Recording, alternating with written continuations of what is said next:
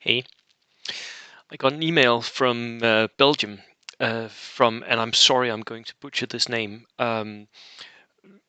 Dutch, Flemish, and Danish does sound a lot alike, but they're two completely different languages, both in the German language family. But um, I got an email from Gertjan van Hout.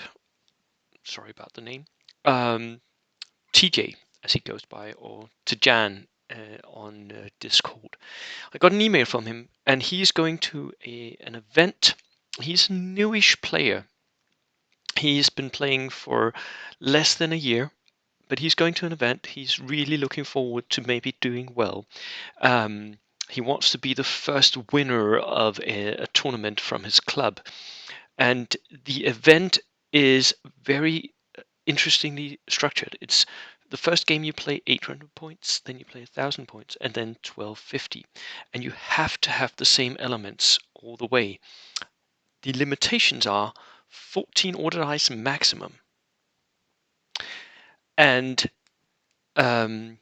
maximum of one flamethrower. Now, 14 order dice maximum at 1250. That means that you're going to have to put some very expensive units into your army. And it also means, because you have a dice cap at the same time, that you're not going to be able to max out on order dice at the low points cost, because you're going to need to add stuff as you go on. So you're going to end at 14 order dice, but you can't at 1,000 points have 14 order dice. That won't work because you can't add anything then.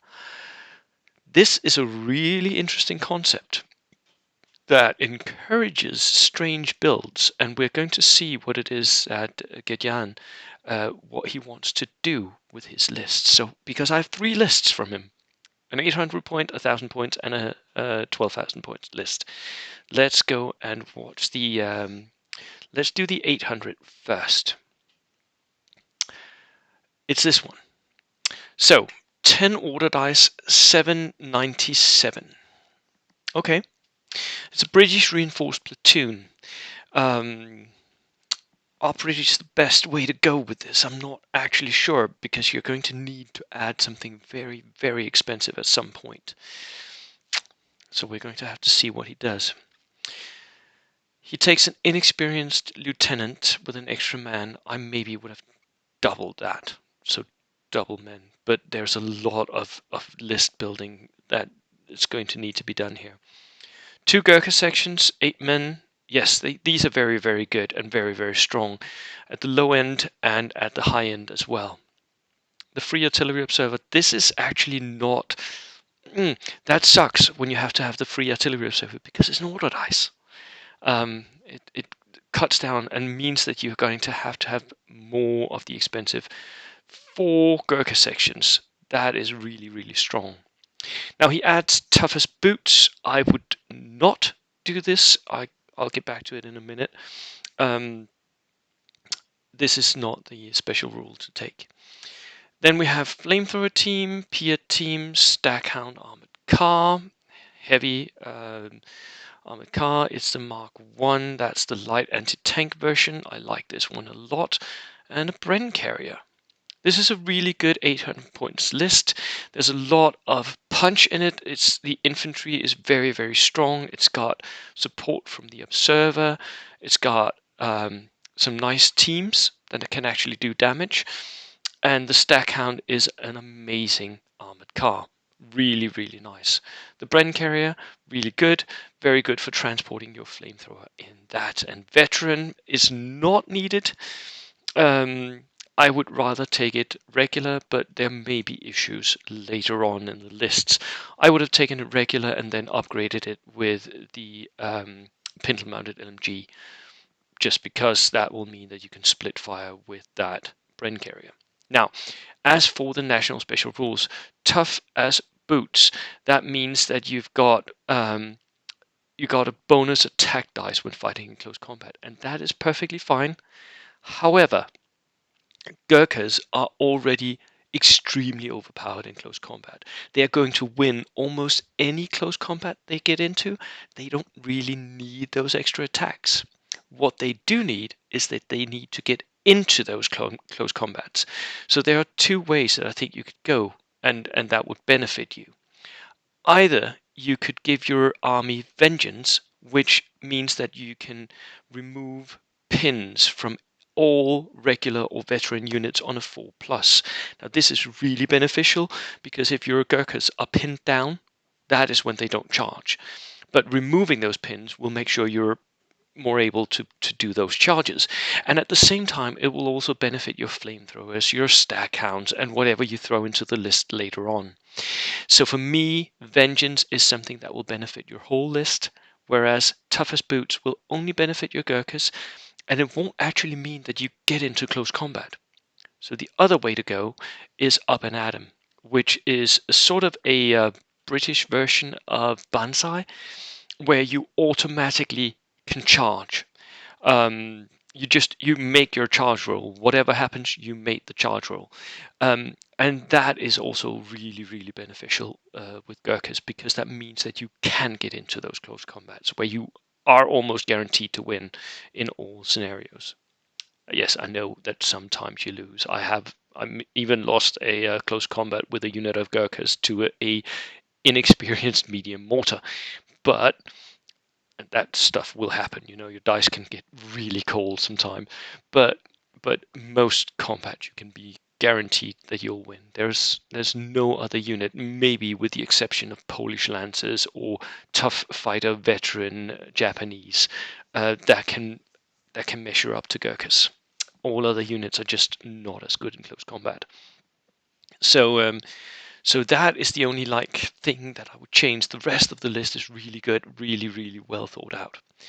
Now, going into the 1,000 points one, it's also, of course, the same British list. So he's going to add another 200 points. He gets the Gurkhas again.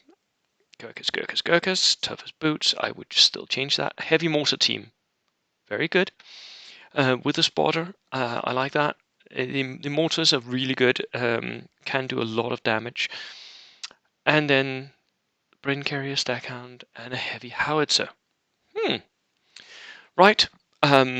For me, I would rather go a different way, but that is a matter of playstyle. I really like the inclusion of two very heavy, very good artillery pieces here. The mortar and the artillery, the howitzer. Both of them are really strong and can do a lot of damage. The heavy artillery, the heavy howitzer, can even shoot directly, which I think most of the time you should set up to do.